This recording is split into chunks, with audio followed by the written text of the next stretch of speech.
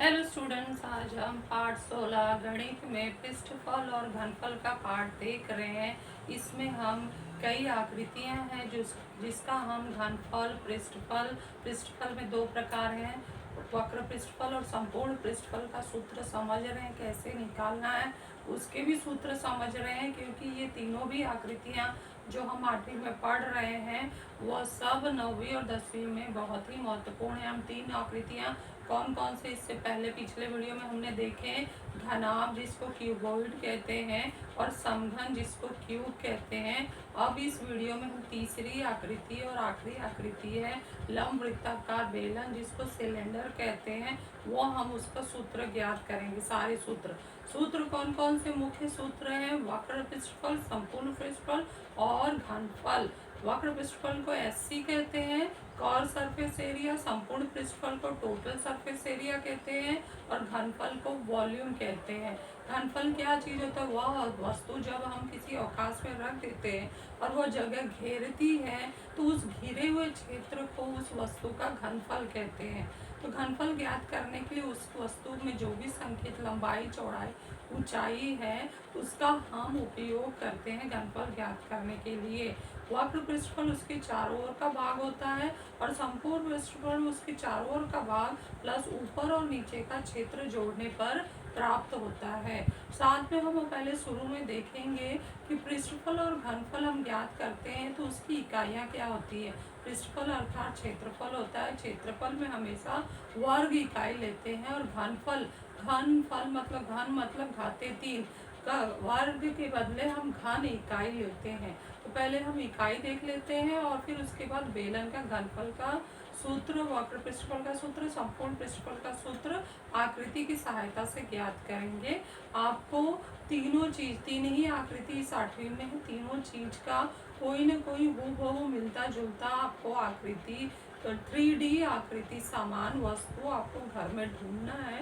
कहीं बाहर जाने की जरूरत नहीं है। कोरोना काल में आपको यहीं घर में अपने वस्तु ढूंढना है और उसका फोटो खींच के मुझे भेजना है कि ये मेरा घनाभ का वस्तु है और ये समघन का वस्तु है और ये बेलन का वस्तु है। तो इससे मुझे लगेगा कि आप लोग पहचान रहे हैं कि कौन घनाभ है, कौन समघन है और कौन बेलन है। और उसके बाद सूत्रों को याद करके ऑडियो बनाकर ओरल के लिए भेजना है। तो सबसे पहले इकाई देख लेते हैं क्या है।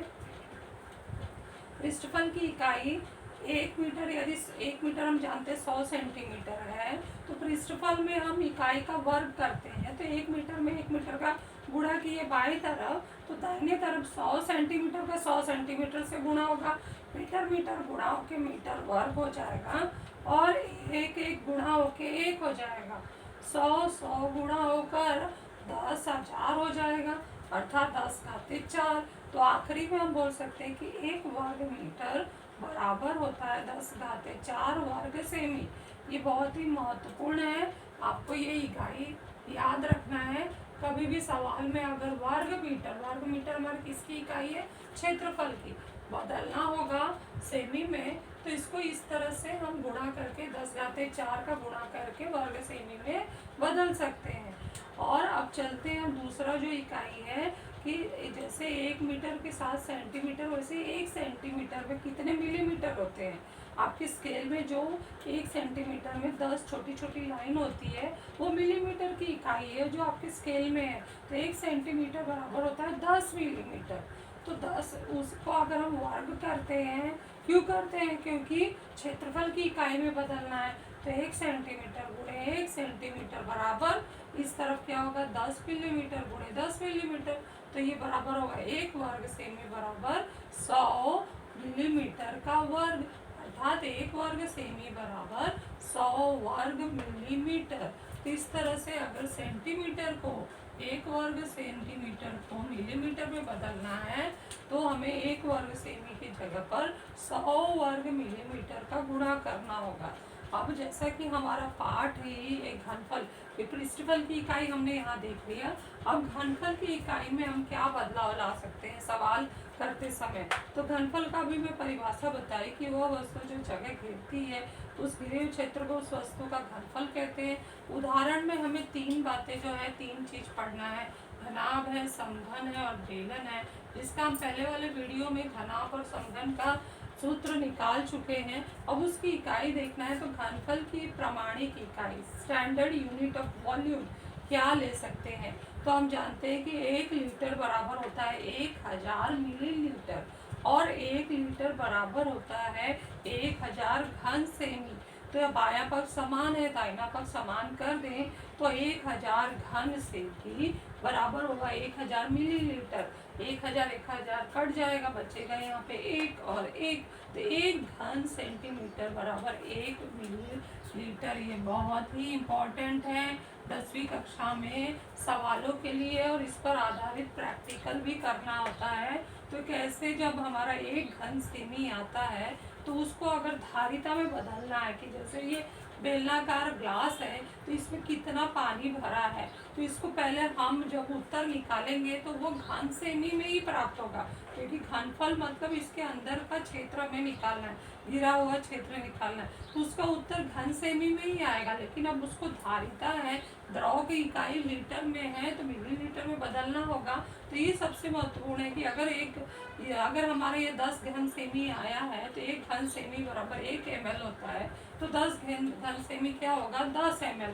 तो हम वाकई में बोल सकते हैं कि इस ग्लास में 10 ml पानी भरा है। तो इस तरह से ये बहुत ही महत्वपूर्ण इकाई है, आप लोगों को याद रखना है।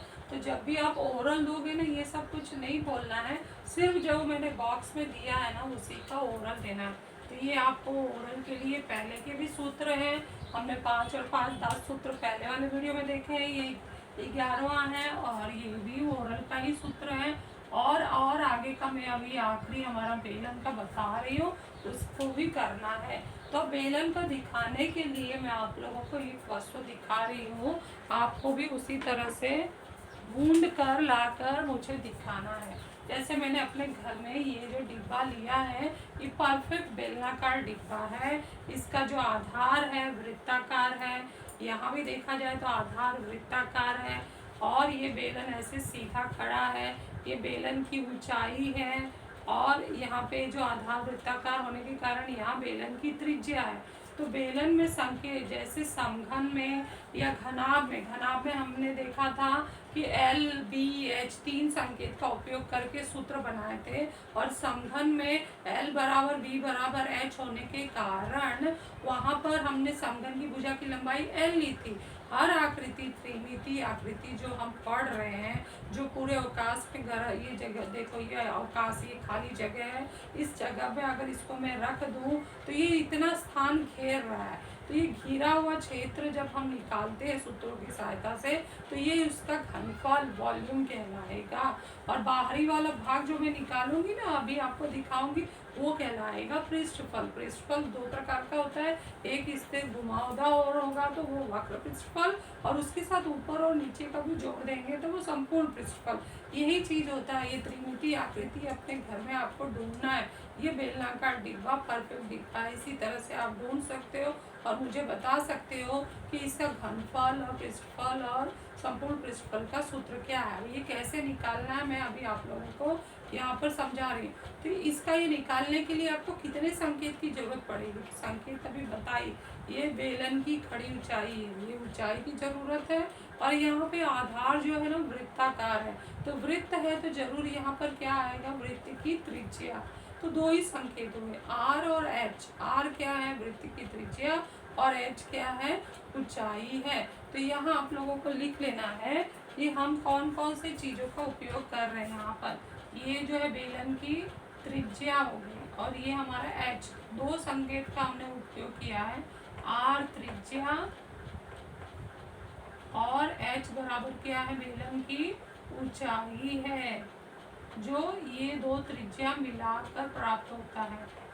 बीच में यहाँ ये केंद्र से ये केंद्र को मिलाते हैं तो बेलन की ऊंचाई प्राप्त होती है।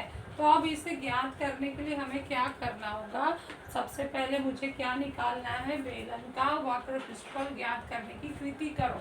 तो आपको क्या करना है, एक बेलनाकार वस्तु लेना है और उसके चारों ओर इस तरह से उसकी ही ऊंचाई का कागज लेकर ऐसे लपेटना है। लपेटे ऐसे कि उसके आके जो सिरे है ना यहाँ आके मिले, मिल जाए, एक के ऊपर एक ना जाए, इस तरह से एक के ऊपर एक नहीं जाना। देखो मेरा एक के ऊपर एक नहीं जा रहा, ऐसा आपको माप लेके काटना है, वो आके उनके सिरे इस तरह से मिल जाए।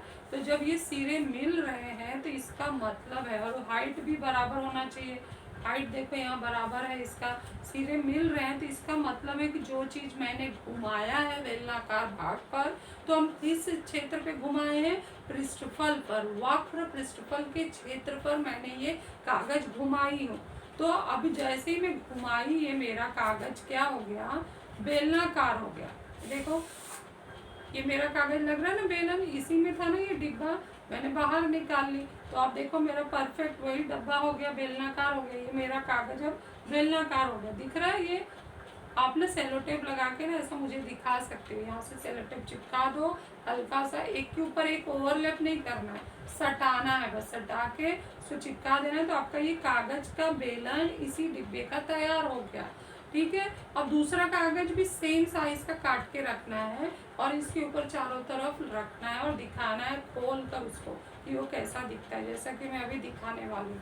तो ये मेरा बेलन, जैसे मैंने कागज लपेटा तो ये कागज बेलनाकार तैयार हो गया। तो अब मैं क्या करती हूँ, यहाँ पर आपको कागज खोल के दिखाती हूँ कि ये बेलनाकार है, तो अब किसका आकार लिया।